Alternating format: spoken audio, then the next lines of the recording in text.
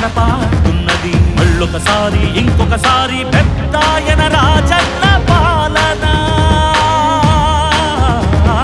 కన్నుల ముందుకు రావాలంటే కన్నుల పండుగ కావాలంటే ప్రజల గుండెలో ప్రతిధ్వనించే ప్రత్యేక హోదా ఇవ్వాలంటే రావాలి జగన్ కావాలి జగన్ మన జగన్ రావాలి జగన్ కావాలి జగన్ మన జగన్ రావాలి జగన్ కావాలి జగన్ మన జగన్ రావాలి జగన్ కావాలి జగన్ మన జగన్ అప్పుల మంటలు బతుకులు కాలే బడుగుల ఘోషలు ఆగాలంటే వాట్రా పేరున ఆడపడుచులకు జరిగిన దోఖా పోవాలంటే జాగుల పేరున మోసం జరిగిన యువతకు న్యాయం జరగాలంటే రావాలి జగన్ కావాలి జగన్ మన జగన్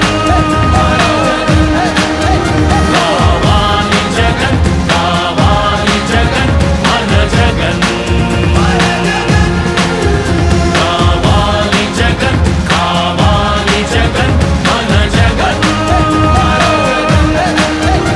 రావాలి జగన్ కావాలి జగన్ మన జగన్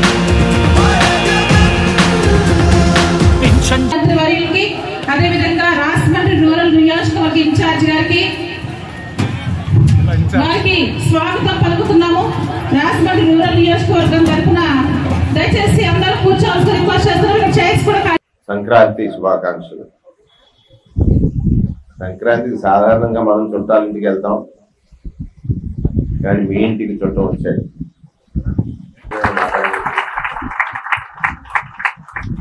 చుట్టం కాదు బంధువు, బంధువు కాదు బాంధవుడు. మీ ఇంట్లో సేవ చేయడానికి ఒక అవకాశం నాకు జగన్మోహన్ రెడ్డి గారికి కలుగుతుంది. ఇవాళ వాలంటీర్ వ్యవస్థకి భారతదేశ వ్యాప్తమే కాదు ప్రపంచవ్యాప్తంగా ఒక గొప్ప గుర్తింపు వచ్చింది. ఇక నాకు చాలా ఆనందం వేసింది ఏంటంటే మగపిల్లలకి అయితే కొంచెం సేవ చేయడానికి ఓపిక తక్కువ ఉంటుంది. ఇక్కడ అందరూ ఆడపిల్లలు ఉన్నారు కాబట్టి నిజమైన సేవకులు 90% ఆడపిల్లలు ఉన్నారు. ఎందుకంటే ఓర్పు సహనం, అంటే భూదేవి అనే ఒక పదం వాడతాం మనం. భూమి తల్లి లాంటిది కదా.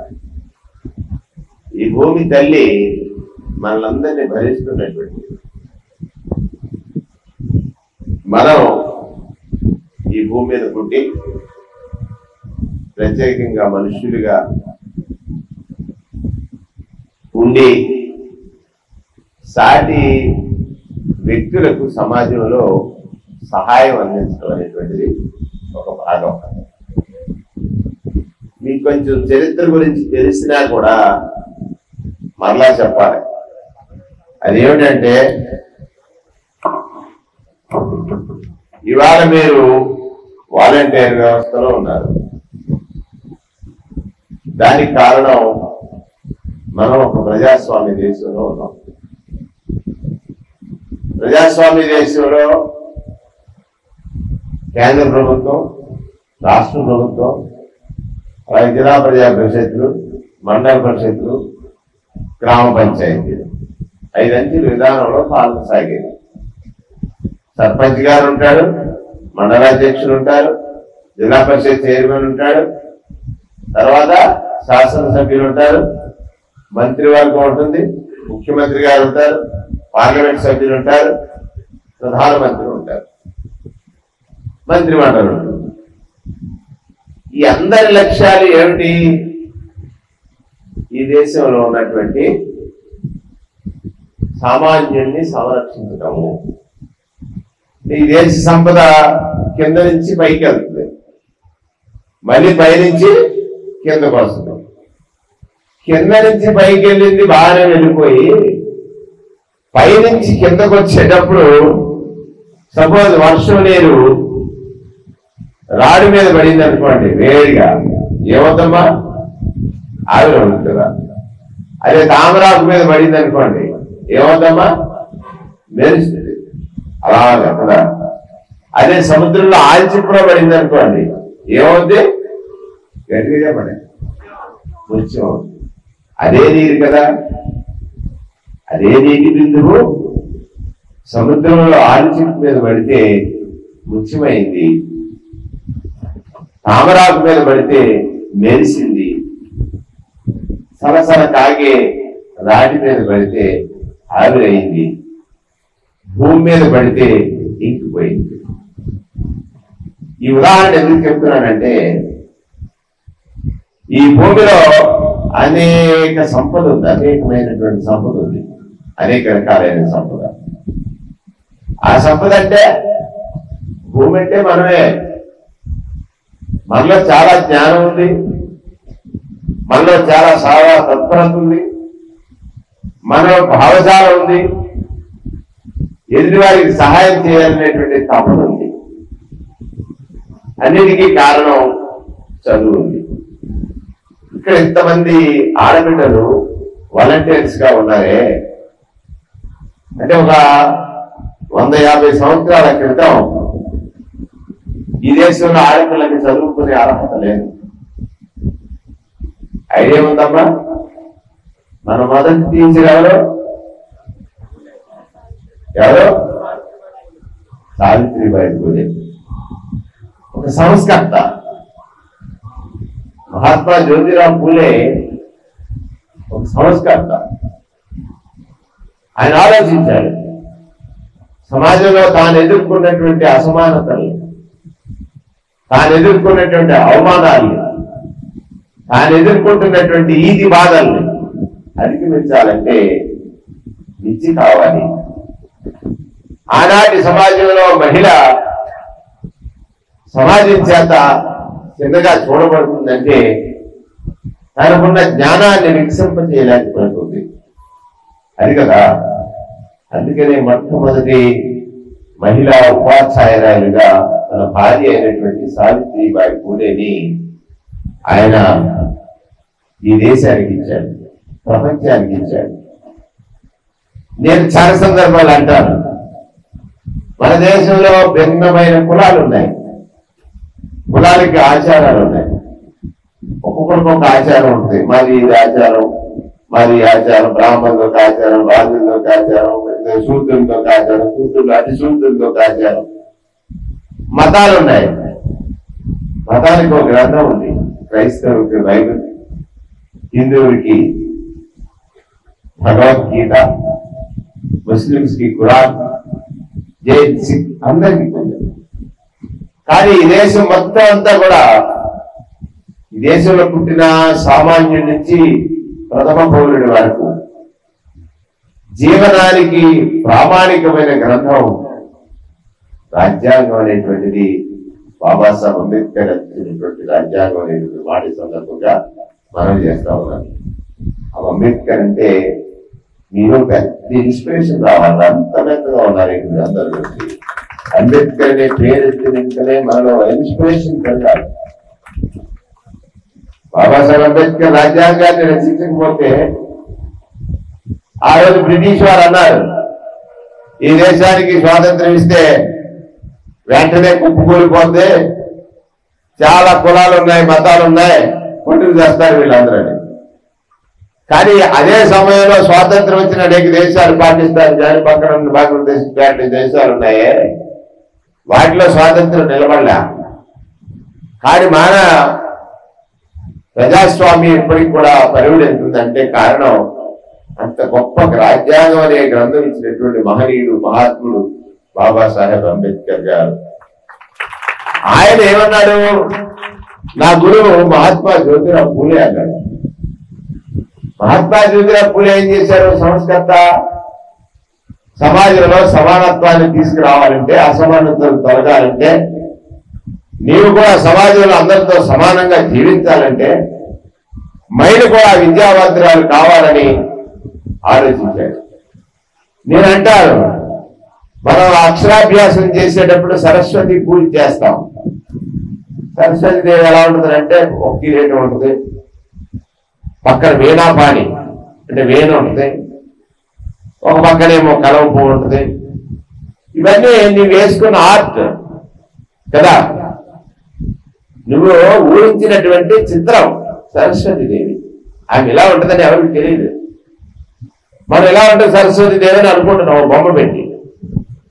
కానీ ఈ దేశంలో జరిగే ప్రతి ఆడబిడ్డ ఇంట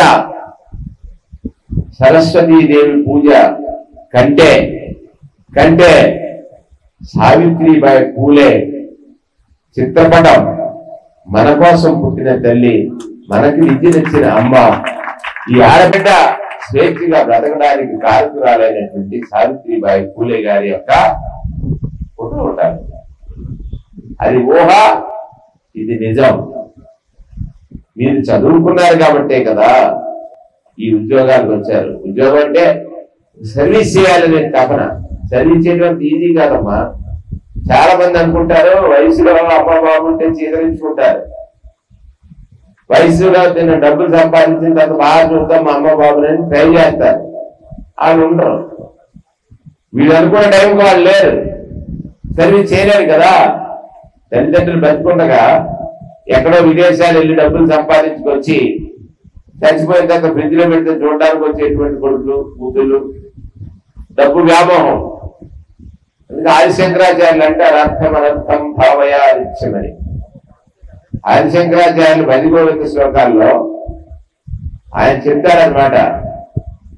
వారు దేశ సంచారం చేసేటప్పుడు ఒక నాలాంటి తెగరుడు డొక్రణ ఖరణే అనే ఒక వ్యాకరణ వాక్యాన్ని కనిపెట్టాడు. శంకర్లకు ఎదురవుతాడు. ఆదిశంకరాచార్యులు అంటే ఈ దేశంలో భగవత్ శంకర స్వరూపుడే. ఎదురైనప్పుడు డొక్రణ ఖరణే అనేటువంటి వాక్యాన్ని ఆయన దగ్గర పదే పదే పదే పదే పదే ఉచ్చరిస్తూ ఉంటాడు. ఆ సందర్భంలో వారికి భగవంతుడే ఆదిశంకరుణ్ణి పరీక్షింపదలిచి చండాల రూపంలో ఎదురొస్తాడు. మీకు తెలిసే ఉంటుంది ఆ స్టోరీ. అంటే అసహించుకునేలా ఉంటాడనమాట. వారి శిష్య పరంపర అంతా కూడా తప్పుకో స్వామి వస్తున్నాడంటాడు. ఎదురైన వాడు శంకరుడే కదా. ఆయన అడుగుతాడు, నాయన నువ్వు దేశ సంచారం చేస్తున్నావు ధర్మాన్ని రక్షించడం కోసం, ఈ సందర్భంలో నాలోని శివుణ్ణి తప్పుకోమంటున్నావు అని అడుగుతాడు. ఆయన జ్ఞానోదయం అయ్యి ఆ చండాలుడికి పాదాక్రాంతులు అవుతారు. ఎవరు? ఆదిశంకరాచార్యులు వారు. పాదాక్రాంతి అంటే సాష్టాంగ ప్రణామం చేస్తారనమాట. నాయన నాలోని జ్ఞానాన్ని నువ్వు మళ్ళీ వెలికి తీసావు అంటే జీవుడు అందరూ సమానులే, అందులో చండాలత్వం లేదు, బ్రహ్మత్వం లేదు. నీ సాధన మాత్రమే బ్రహ్మత్వాన్ని ఇస్తుందని ఆ సందర్భంలో ఈ భజగోవింద శ్లోకాలు రాసినప్పుడు అర్థమర్థం భావయా నిత్యం అనేటువంటి ఒక శ్లోకం రాశాడు. ఇవన్నీ ఎందుకు చెప్తున్నాడు ఈ మంత్రి గారు అనుకోవచ్చు. వచ్చినట్టు 4 మాటలు చెప్తారు, 5వ మాట వెళ్ళిపోతారు. అది కాదు. నీలో ఒక మానవీయ కోణం ఉందని, నీవెంచుకున్నటువంటి ఈ వాలంటీర్ అనేటువంటి ఉద్యోగం డబ్బు కోసం కాదని నేను కూడా అలాగే ఎంచుకున్నాను కనుక 22 ఏళ్ళ క్రితం నేను జడ్పీ మెంబర్ అయ్యాను. నా జీతం 1500. ఈ జిల్లా 54 లక్షల జనాభా ఉన్న జిల్లాకి జిల్లా పరిషత్ చైర్మన్ అయ్యాను.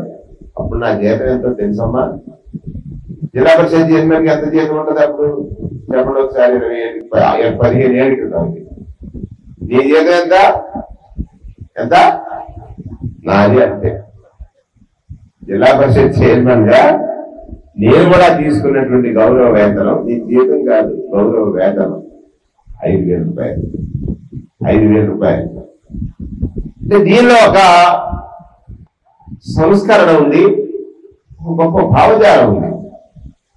భావజాలం అంటే ఈ దేశానికి స్వాతంత్ర్యం రాకపోతే చెప్పారు ముందే నేను, మనం ప్రజాస్వామ్యంలో ఉన్నాం కనుక స్వేచ్ఛగా ఇక్కడ తిరగగలుగుతున్నాం, స్వేచ్ఛగా భావాన్ని వ్యక్తీకరించగలుగుతున్నాం, స్వేచ్ఛగా మనకు కావలసినటువంటి ప్రభుత్వాలను ఎంచుకోగలుగుతున్నాం, స్వేచ్ఛగా ఎంచుకున్నటువంటి ప్రభుత్వాలు సక్రమంగా పనిచేయకపోతే మార్చగలుగుతున్నాం ఆ ప్రభుత్వాల యొక్క లక్ష్యాలు ఏమిటి, లక్షణాలు ఏంటి ప్రజలకు వివరించగలుగుతున్నాం.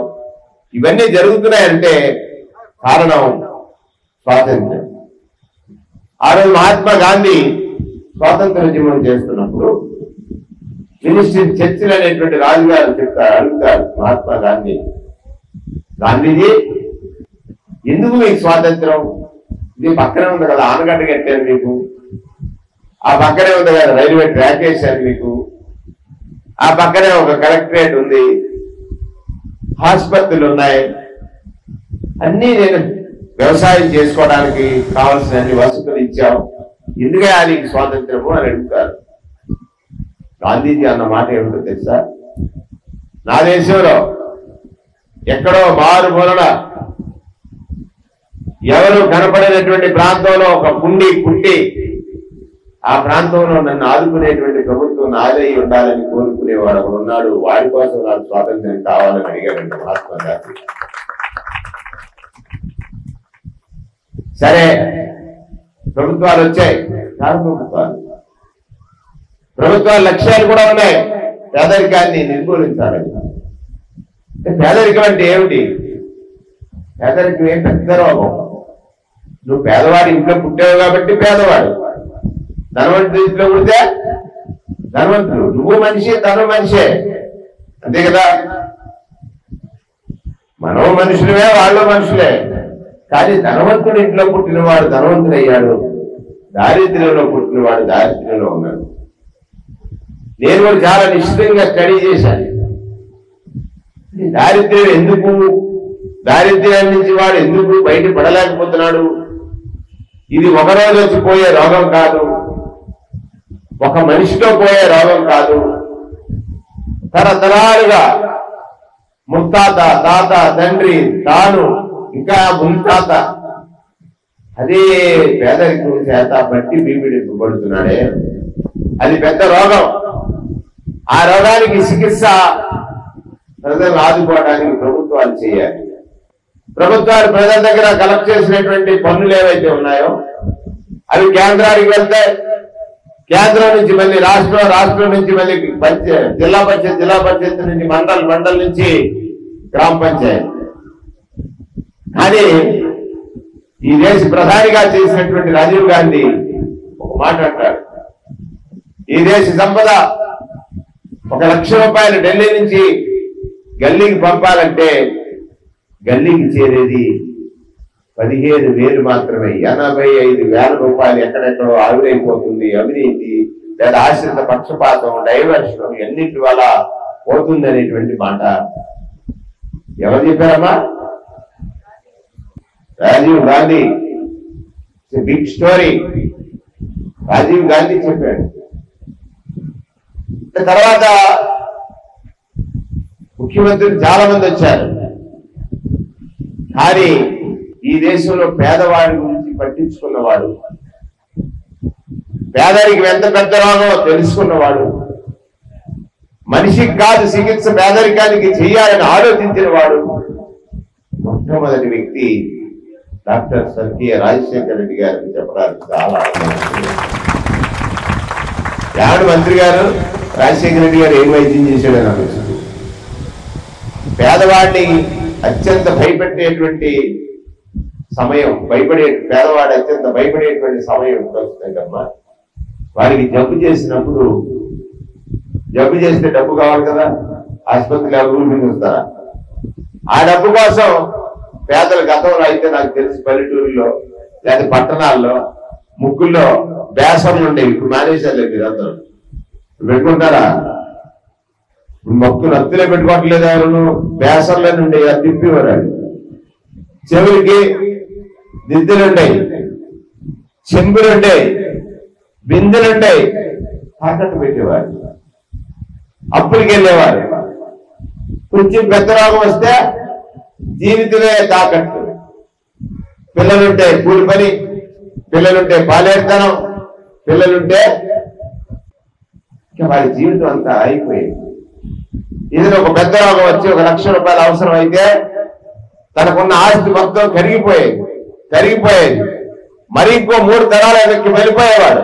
కష్టపడి సంపాదించాడు, ఓ పూరీలు కట్టాడు, జబ్బు చేసింది, పూరీలు అమ్మేశాడు, మళ్ళీ చెట్టుకో పుట్టకో వెళ్ళిపోయాడు. ఆ రోజు గొప్ప ఆలోచన చేశాడు రాజశేఖర రెడ్డి.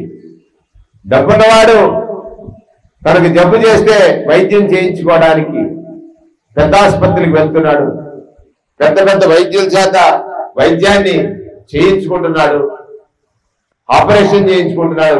పెద్దవాడికి గుండె జబ్బు వస్తే, పేదవాడికి వస్తే పైకి వెళ్ళిపోయాడు. ఆ రోజు తెచ్చాడు ఒక ఆరోగ్యశ్రీ అనేటువంటి ఆయుధం పేదవాడికి. దీనిలో ఎంత భావజాలం ఉంది. 2,50,000 రూపాయలు ఖర్చు అయితే నువ్వు ఆసుపత్రికి వెళ్తే నీ కూడా ఎవరైనా వస్తే ఆసుపత్రిలో డబ్బు ఫ్రీ, కూడా వచ్చినాడు భోజనం ఫ్రీ. ఇన్ని జబ్బులు అనుకుంటున్నారు. 2,380 ప్రొసీజర్స్, 2,380 ప్రొసీజర్స్. మనకు ఆ రోజు హైదరాబాద్ మన దగ్గరే ఉంది. ఇదే ఈ రాష్ట్రానికి రాజధానిగా. అటువంటి గొప్ప కార్యక్రమాలు చేసిన మహానుభావుడు రాజశేఖర రెడ్డి గారు. ఆయన ఆలోచించాడు, సంక్షేమం ఇస్తే పేదరికం పోతా, పొట్టు నిండుతుంది, అంతే కదా. పేదరికం పోవాలంటే బాబాసాహెబ్ అంబేద్కర్ ఏం చెప్పాడు? విద్యనే ఆయుధం మాత్రమే. Education is the only weapon to eradicate poverty. ఒక పేదరికాన్ని జయించగల శక్తి విద్యకు మాత్రమే ఉందని ఆలోచించాడు. పేదవాడికి కూడా చదువుకోవాలని తపనుంది, కోరుకుంది. పేదింట్లో పుట్టినోడి మెదడు 1,300 గ్రాములే ఉంది, పెద్దింట్లో పుట్టినోడి మెదడు 1,300 గ్రాములే ఉంది. వీరికి పౌష్టికాహార లోపం, వారికి పౌష్టికాహారం దొరుకుతుంది. తల్లిదండ్రులు చదివించాలనేటువంటి జ్ఞానం, ఇక్కడ తల్లిదండ్రులు కూలినాలి చేసుకుంటే కానీ కొట్టగలనేటువంటి కారణం. ప్రత్యేకంగా బలహీన వర్గాల వారైతే ఏదో కూలో నేలో లేకపోతే ఏదో చేతి వృత్తితో చేసుకుంటే వాళ్ళ జీవితాలు గడిచేటువంటి పరిస్థితి నాడు ఒక గొప్ప పథకాన్ని తెచ్చాడమ్మా. ఇవాళ ఇక్కడ ఉన్న చాలా మంది పిల్లలు నాకు తెలిసి ఫీజు రియంబర్స్మెంట్ వల్ల చదువుకుని ఉంటారని నేను అనుకుంటున్నాను. మీ జీవితాలు మార్చడానికి ఒక గొప్ప సరస్వతి స్వరూపాన్ని ఫీజు రియంబర్స్మెంట్ 2007 సంవత్సరంలో ఇచ్చాడు. ఎంతమంది చదివారు చేతి ఫీజు రియంబర్స్మెంట్? 90% చదివి ఉంటారు. ఏమా చదువుకున్న వాళ్ళందరికీ ఫీజు రియంబర్స్మెంట్ వచ్చి ఉంటదే. నువ్వు ప్రభుత్వ పాఠశాలలో చదివావు, ఓకే. ప్రైవేట్ పాఠశాలలో చదివావు, ఓకే. నేను ఒక రోజు ఎంఏ చదివినటువంటి మీలో చాలా మంది డిగ్రీ చదివారా? డిగ్రీ చదివిన వాళ్ళు ఎంతమంది? అన్ని చేతులు లేదు. ఒకరోజు నేను జిల్లా పరిషత్ చైర్మన్ అయ్యా. పోస్ట్ క్యాండిడేట్స్ అందరూ కూడా పాస్ అవుట్ అవుతున్నారు. నన్ను అక్కడ ఒక ప్రొఫెసర్ గారు వచ్చి పిలిచారు. నాకా ఏదో వానాకాలం చదువు, చాలీ చాలని చదువు చదివాను. ఆయన ఏమో జిల్లా పరిషత్ చైర్మన్ అయ్యారు కాబట్టి పిలిచాడు. పోస్ట్ క్యాండిడేట్ అందరూ కూడా బయటికి వెళ్తున్నారు అన్నమాట. ఏం మాట్లాడాలో తెలియదు. వెళ్ళిన తర్వాత భగవంతుని ప్రార్థించుకున్నాను, ఏదో కొంచెం మాట్లాడేసి చెప్తే పోయాలి.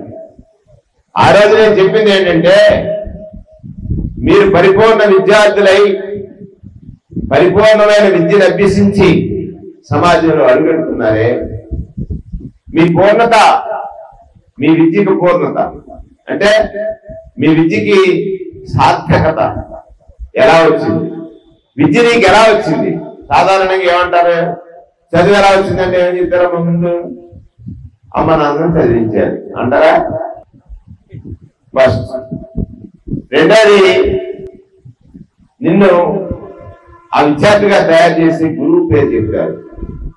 ఏం సార్ మీరు చాలా మంది టీచర్ చెప్పట్లేదా? చెప్పండి, చదివేశారా? ఈ నీరసం ఉందా? ఉత్పాదంగా ఉంది, చేశారు, వేడిగా ఉంది. నీకోసం మొదట ఆలోచించేది నీ తల్లిదండ్రులు, రెండవది నీ గురువు. మీ అమ్మ 4 ముద్దల్లో ముద్ద మిగిల్చేసి నా ముద్ద ఎక్కువ నీకు తినిపిస్తే నీ మెదడు బాగా ఎదుగుతుంది, నీకు బాగా బలం వస్తుంది, బలం వస్తే నా పిల్ల చదువుతుంది అనుకుంది. మీ తండ్రి తాను దోచిపెట్టుకున్న లుంగి కట్టుకున్నా నువ్వు బడికెళ్తే మంచి బట్టలు వేసుకోవాలని కోరుకున్నాడు. నీ గురువు అంటే నీ టీచర్ అతని పిల్లలు చదివారో లేదో కానీ నా దగ్గర చదివే పిల్లలందరూ నా పిల్లలు అనుకుని నీకు చదువు చెప్పారు. ఇస్తారా లేదా? నువ్వు డిగ్రీ చదివావు, పైకి వస్తున్నావు, బయటికి వస్తున్నావు. వచ్చినప్పుడు నువ్వేమనుకుంటున్నావు? ఈ ముగ్గురే కదా నీకు కనబడుతున్నారు.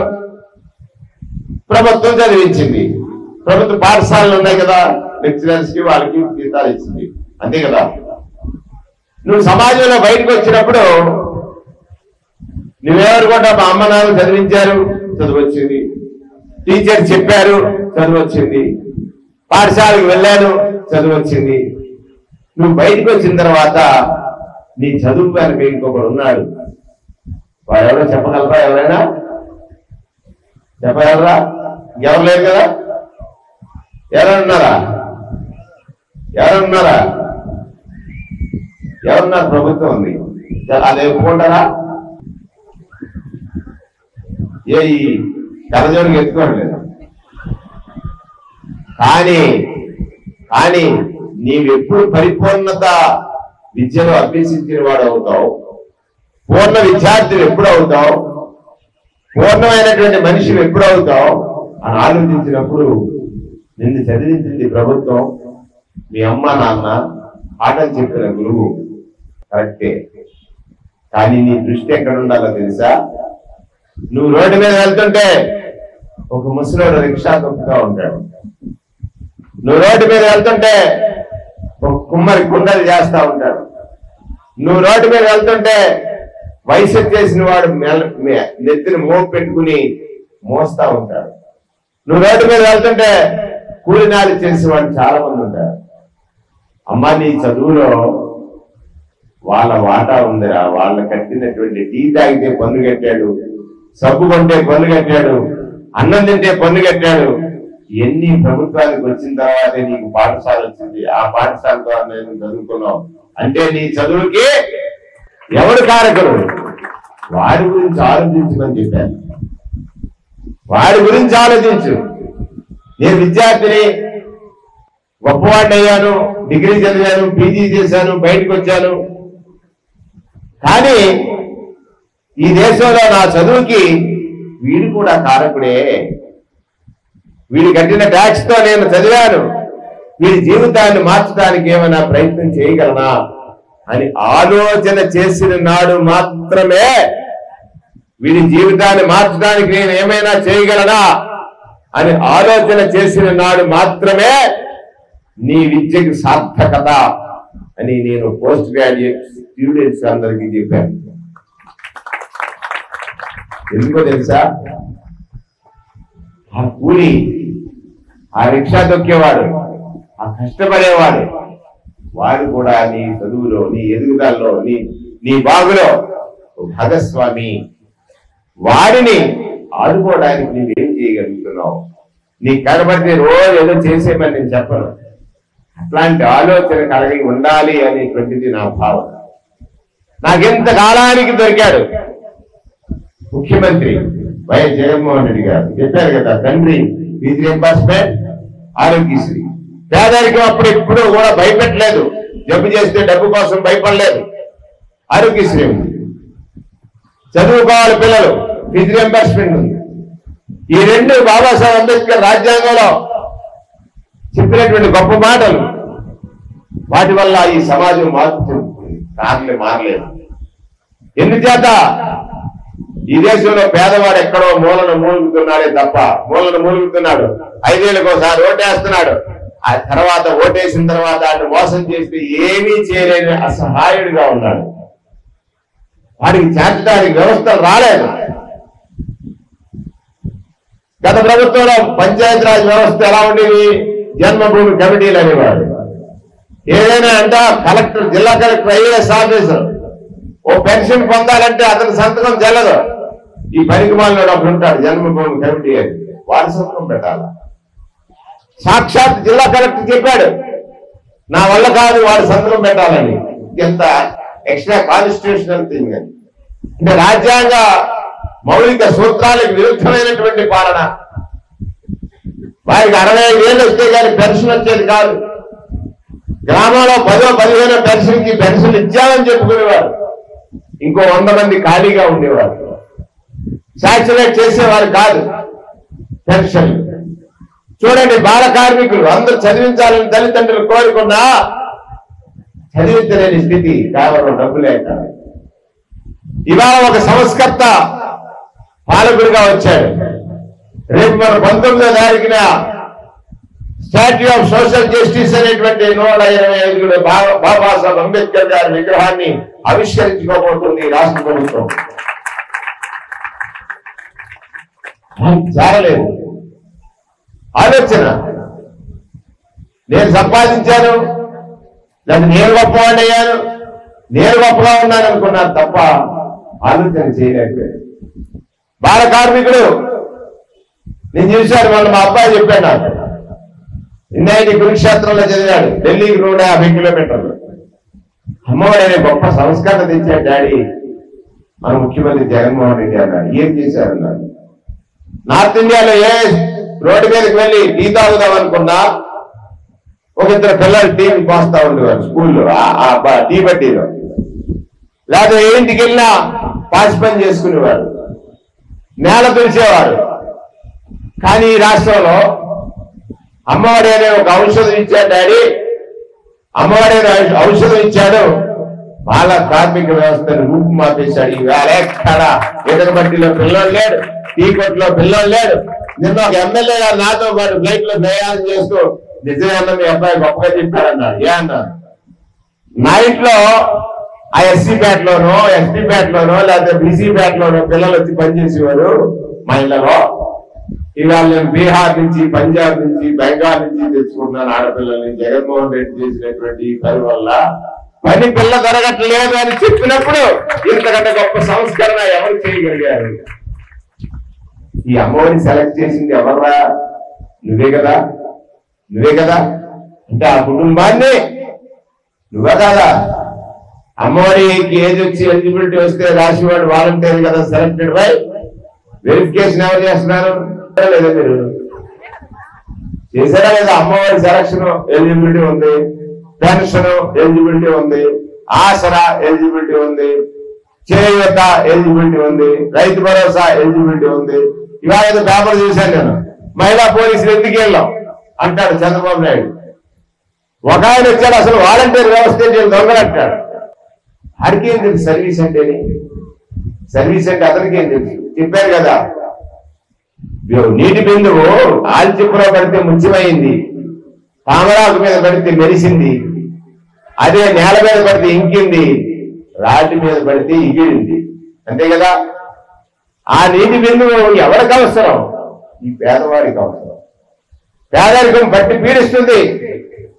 దానికి చేర్చేటువంటి వ్యవస్థల్లో కలిగిన లోపాలు చాలా ఉన్నాయి. జగన్మోహన్ రెడ్డి సచివాలయం అనేటువంటి ఒక వ్యవస్థను సృష్టించి దేశంలో ఎక్కడా లేదే, ఈ రాష్ట్రంలో ఉంది. వాలంటీర్ వ్యవస్థ దేశంలో ఎక్కడా లేదే, ఈ రాష్ట్రంలో ఉంది. మీరందరూ అనుకుంటారు కరోనాలో చాలా కష్టపడ్డారని మా ఎన్నో గారు చెప్పారు. కరెక్టే, 100% మీకు చేతులు ఎత్తి దండం పెట్టాలి. కానీ ఆ అవకాశం మీకు ఎవరిచ్చారు? ప్రజలు ఇచ్చారు, జగన్ ఇచ్చారు. ఎవరిచ్చారు? వాళ్ళ దగ్గర దేవుడు అమ్మా నువ్వు నా ప్రాణాలు ఆదుకున్నావని కరోనా తల్లి, కరోనా సోకిన ఇంట్లో తల్లి, లేదా తల్లి పోతే పిల్ల పోతే ఇంకొకరు నిన్ను మెచ్చుకున్నారంటే వాలంటీర్ వ్యవస్థ అంటే ఒక్కడు కాదు, ఇది వ్యవస్థ. 2,65,000 మంది ఈ రాష్ట్రంలో సేవకు సైనికులుగా తయారైపోయారు. రాజకీయాలంటే అధికారం అని, అధికారం అంటే అహంకారం అని, పెత్తనం చేయడానికని, ఎదుటి వాటిని హింసించడానికని అనేటువంటి రోజులు, రాజకీయ వ్యవస్థ పట్ల ప్రజలకు నమ్మకం సడలిపోతున్నటువంటి రోజుల్లో అధికారం అంటే సేవకని, అధికారం సేవ కోసమేనని, సేవ కోసం ఒక సైన్యమని, ఇది నా వాలంటీర్ వ్యవస్థ అని రొమ్ము వెలిసి చెప్పినటువంటి ముఖ్యమంత్రి రాష్ట్ర జగన్మోహన్ రెడ్డి, రాష్ట్ర ముఖ్యమంత్రి జగన్మోహన్ రెడ్డి సందర్భంగా నిర్మాణం చేస్తాను. నిన్న పెన్షన్ పంచినప్పుడు చూశారు, మీరు కూడా చూశారు కదా. అంటే ఆ ముసలమ్మ కళ్ళలో ఎంత ఆనందం ఉంది. తనకు పిల్లలు ఉన్నారు. చిన్న కొడుకు కూలోడు అవుతున్నాడు, రెండో కొడుకు కాపీవాడు అవుతున్నాడు, మూడో కొడుకు రిక్షావాడు అవుతున్నాడు. బాబు నా పెద్ద కొడుకు ఉన్నాను నన్ను చూడడానికంటే ఎవరమ్మా నీ పెద్ద కొడుకు అంటే ముఖ్యమంత్రి అని చెప్పే స్థాయిలో ఈ రాష్ట్ర ప్రభుత్వం రాష్ట్ర పాలన సాగిందే. దానిలో మీరు భాగస్వాములు. మీ ఎంపికలో అంత పారదర్శకత ఉంది. 2,68,000 కోట్లు డిబిడి ద్వారా ప్రజల ఖాతాల్లోకి వెళితే ఒక్క రూపాయి అవినీతి జరిగిందని చెప్పలేనటువంటి స్థితిలో ఇవాళ ఈ రాష్ట్ర ప్రతిపక్షం ఉంది. ఈ రాష్ట్ర ప్రతిపక్షం ఉంది.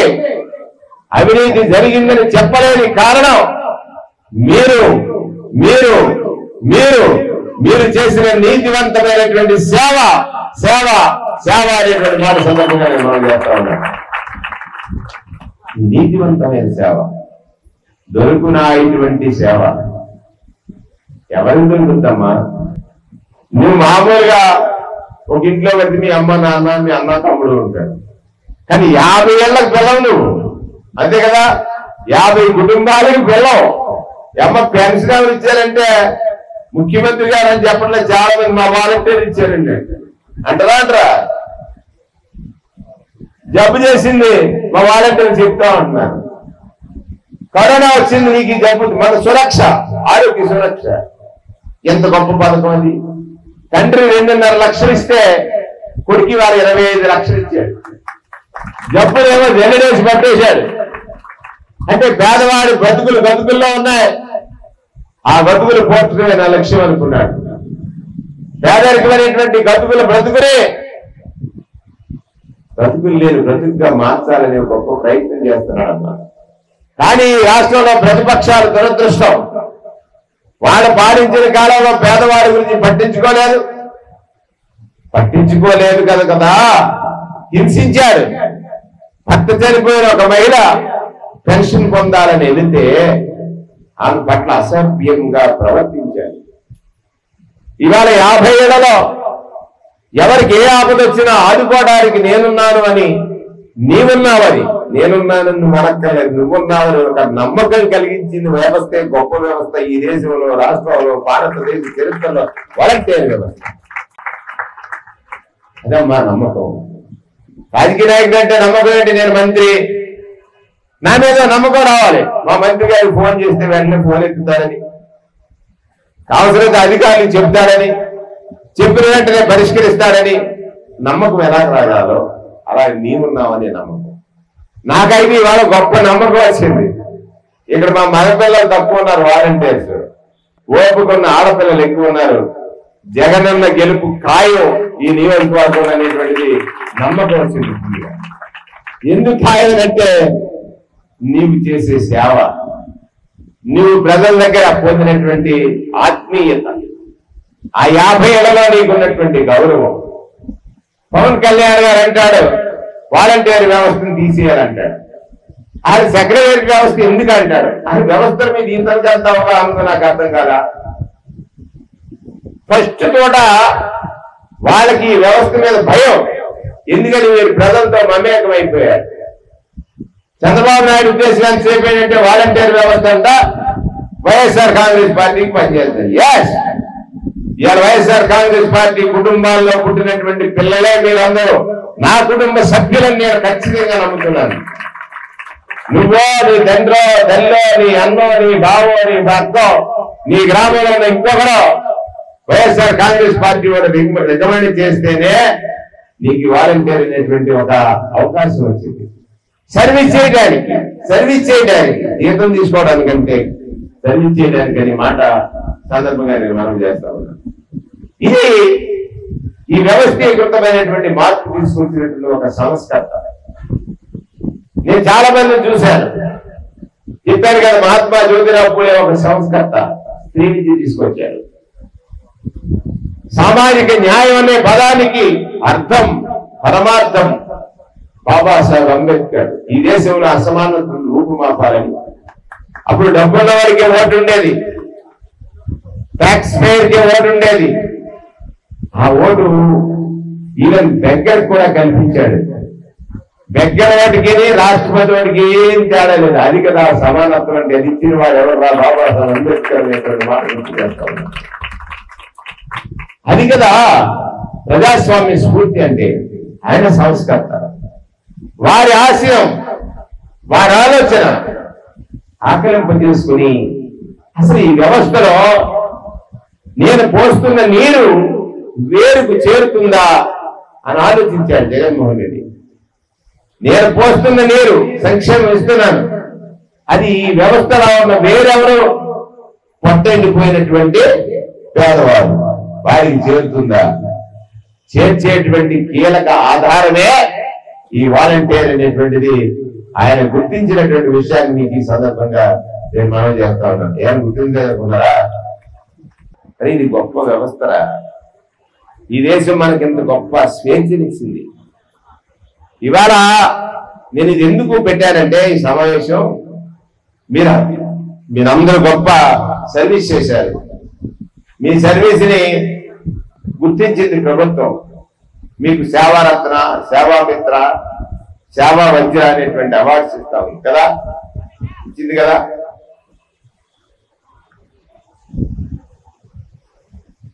ఇవన్నిటికంటే గొప్పది జగన్మోహన్ రెడ్డి గారు నమ్మినటువంటి, జగన్మోహన్ రెడ్డి గారిని నన్ను నమ్మలేదు, పెద్దవాళ్ళు ఎవరిని నమ్మలేదు, నమ్మింది నిన్ను అనేటువంటిది వాస్తవం. నా వాలంటీర్ చేసిన సర్వీస్ వల్ల నాకు ప్రజలు ఓట్లు వేస్తారని నమ్ముతున్నాడు ఆయన. రోజు పేపర్ది ఈనాడు మొత్తం అసలు ఆ దేశమే అయిపోయింది రోజు అంటాడు, రేపు పెన్షన్ ఇవ్వలేదంటారు, రేపు ప్రభుత్వం నడదంటారు. ఆంధ్రజ్యోతి ఏం రాస్తారు వాడు తెలియదు. ఇప్పుడు అబద్ధానికి ఒక రూపం ఎలా ఉంటుందంటే చంద్రబాబు నాయుడులా ఉంటుంది. ఆయన 2014 ఎంత మోసం చేశాడంటే, జగన్మోహన్ రెడ్డి గారికి వయసు తక్కువ ఉంది, నాకు అనుభవం ఎక్కువ ఉంది, దేనికి మోసం చేయడానికి నాకు ఓటేయండి అన్నాడు. పాప మా అమ్మాయికి ప్రజలు నమ్మేసి ఓటేసాడు. వేసిన తర్వాత ఏం చేశాడు? చెప్పింది ఏదీ చేయలేదు. 87,600 కోట్ల రూపాయలు రైతులు రుణాలు మాఫీ చేస్తాను అన్నాడు, చేయలేదు. 14,600 కోట్ల రూపాయలు మహిళలకు రుణాలు మాఫీ చేస్తాను అన్నాడు, చేయలేదు. అది 26,000 కోట్లు వెళ్ళిపోయింది. ఇంటికో ఉద్యోగం ఇస్తానన్నాడు, ఇచ్చారా? ఇవ్వలేదు. కేవలం 39,000 ఉద్యోగాలు మాత్రం ఇచ్చారు, రొటీన్ గా వచ్చేది. ఈవేళ జగనన్న 1,38,000 సెక్రటేరియట్, 2,65,000 మీరు, ఇంకొక 75,000 వైద్య సిబ్బంది ఉద్యోగాలు ఇచ్చారు. సుమారు ఈ దేశానికి స్వాతంత్రం వచ్చిన తర్వాత 4 లక్షల ఉద్యోగాలు వస్తే ఈ 4.5 సంవత్సర కాలంలో 4 లక్షల ఉద్యోగాలు కల్పన చేశారు. తండ్రి చదివిచ్చాడు, కొడుకు ఉద్యోగం ఇచ్చాడు. తండ్రి చదివిచ్చాడు, కొడుకు ఉద్యోగం ఇచ్చాడు. అందుకే ఒక వ్యవస్థనే తీసుకొచ్చాడు. నేను అన్నాను కదా, ఆకు మీద పడ్డ నీరు కాండంతో కారి నీటిలోకి వెళ్ళిపోయిందా, భూమిలోకి వెళ్ళిపోయిందా, వేరుకి అందిందా అని అంటే, వేరుకి అందించాలనే ఒక వ్యవస్థ కావాలి. అదే సచివాలయ వ్యవస్థ. అది అందించేటువంటి శక్తి ఎవరికి ఉందిరా అంటే వాలంటీర్కి మాత్రమే ఉందని విశ్వసించాడు, నమ్మాడు. అందుకే వీళ్ళు దడదడలాడిపోతున్నాడు. పవన్ కళ్యాణ్ గాని, చంద్రబాబు నాయుడు గాని, లోకేష్ గాని, ఈనాడు గాని రోజు వాలంటీర్ అక్కడ రేప్ చేశాడంటాడు ఒకడు, వాలంటీర్ అక్కడ ఏదో కన్న వేశాడంటాడు ఒకడు, వాలంటీర్ వ్యవస్థను కించపరుస్తున్నాడు ఒకడు. నిజాలా? కోపం రావట్లేదా నీకు? ఖచ్చితంగా రేపు రాబోయే ఎన్నికల్లో పేదవాడికి పెద్దందారికి జరుగుతున్న యుద్ధంలో పేదవాడి పక్షాన నిలబడి యుద్ధం చేసేటువంటి ప్రథమ సైనికుడి వాలంటీర్ అనేటువంటి వ్యవస్థ అనేటువంటిది నేను నమ్ముతున్నాను. అందుకే చూస్తున్నాను.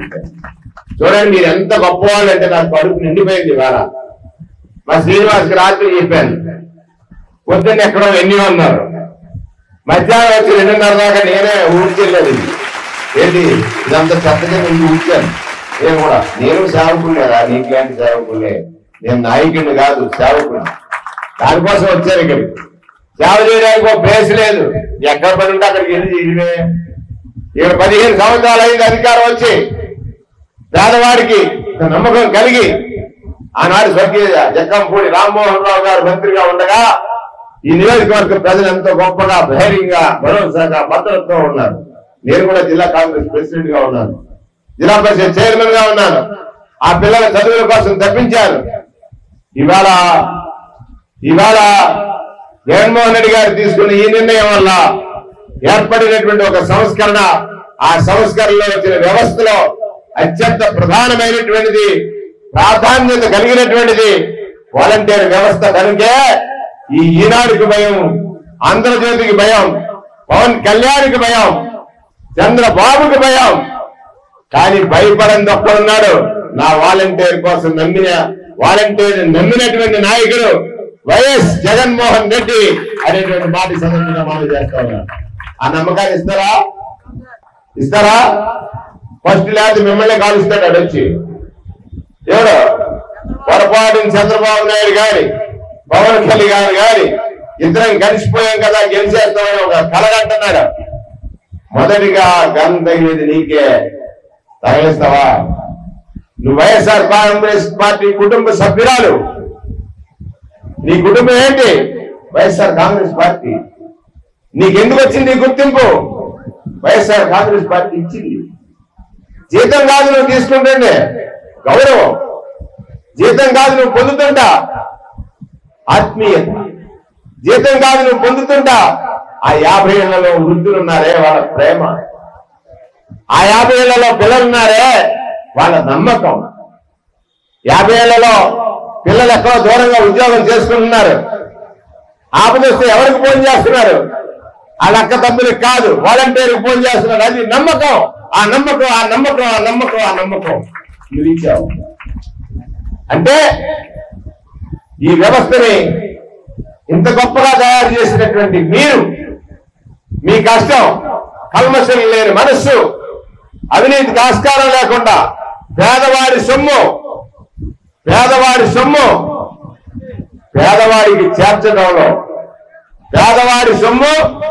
పేదవాడికి చేర్చడంలో రక్షకుడుగా ఉన్నవాడు మాత్రమే volunteer. You are the custodian of public money. మాకు లేదా గౌరవం? నాయకుడు ఇంతకు ముందు నా దగ్గరికి వస్తే పెన్షన్ రాస్తానని ఇవ్వడు, లేదా నాయకుడు ఇంతకు ముందు నా దగ్గరికి వస్తే ఇంకోటి చెప్పేవాడు. అవన్నీ ఎగిరిపోయి కారణం నీవిచ్చిన నమ్మకం అనేటువంటి మాట ఈ సందర్భంగా మనం చేస్తూ ఒక్కడైతే చెప్పగలమ్మా, మీరందరూ ఒక్కసారి లేచి సేవకు సిద్ధమైన సైన్యంగా లేవండి. ఒకసారి చిన్న ప్రమాణం. జగనన్న ప్రభుత్వంలో సంస్కర్తల ఆశలకు అనుగుణంగా పేదవాడి జీవితాన్ని మార్చాలని చేసిన అనేక ప్రయత్నాలు తీరుస్తున్నది ఈనాటి ఈ ప్రభుత్వం. ఎవరి ద్వారా? మా ద్వారా చేయించాయిరా, మా ద్వారా, నీ ద్వారా తీరుతుంది.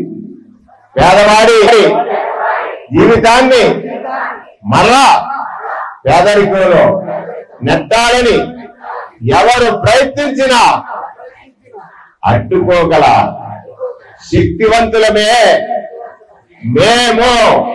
వాలంటీర్లము, చేతులెత్తు వాలంటీర్లము.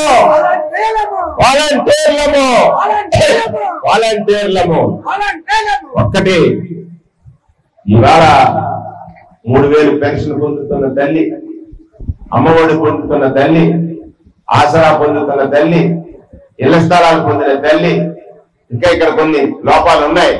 ప్రభుత్వం ఇందులో ఇక్కడ నెక్కని కారణం ఆ తల్లి 1వ తారీఖునే 5 గంటలకి ఆ ముసలమ్మ పడుతున్న ఆనందం, ఇవన్నీ ఒకసారి చూడండి. పేదవాడు జీవితం మార్చే క్రమంలో, మారుస్తున్న క్రమంలో పేదరికం వాడిని భయపెట్టకుండా, పేదరికం భయపెట్టకుండా ధైర్యం చెప్పేవాడే వాలంటీర్. దట్ ఈస్ వాలంటీర్ అని ఈ నియోజకవర్గం నుంచి ఒక నినాదాన్ని ఇద్దాం.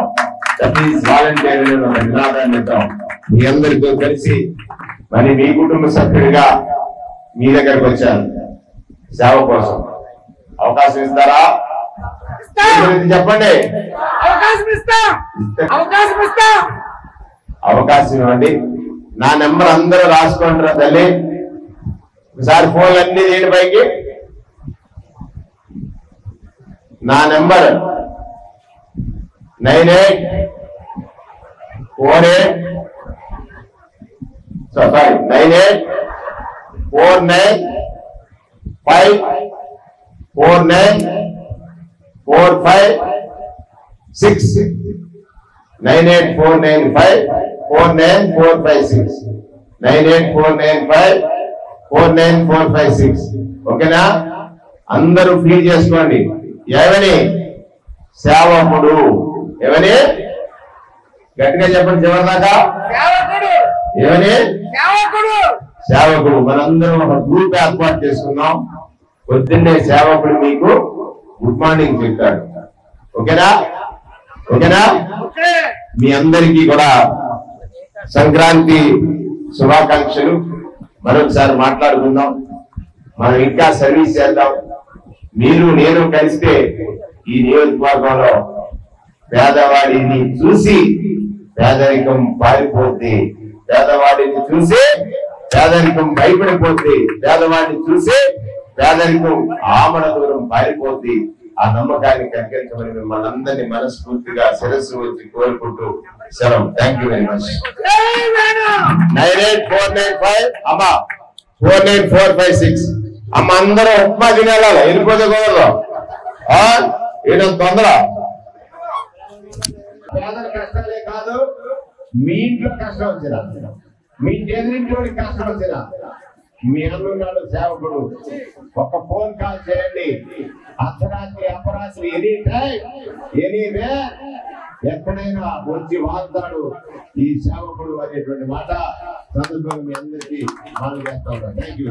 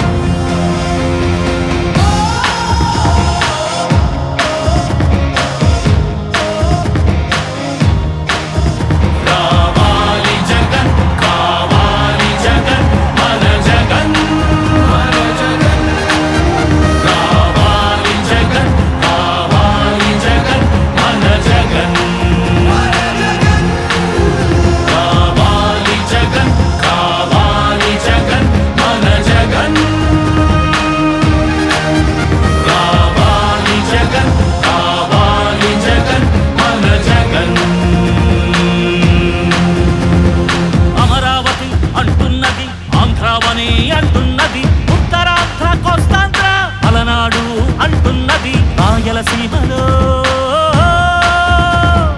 గడప గడప అంటున్నది, గడప గడప అంటున్నది. మళ్ళొకసారి ఇంకొకసారి